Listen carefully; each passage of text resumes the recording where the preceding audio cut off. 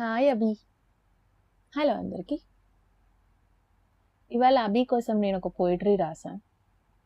అది తనతో పాటు మీకు కూడా షేర్ చేద్దామని ఇలా. అభి వింటున్నావా? ఉమ్, వింటావా?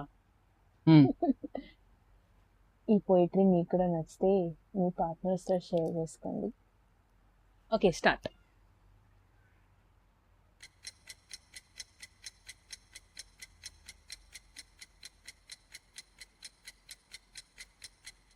అంతే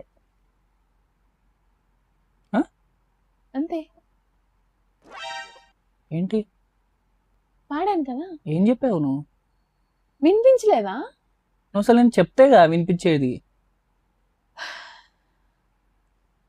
ఈ పోయిటరీ నేను నా మనసులో రాసుకున్నాను, నా మనసులో నేను పాడుకున్నాను.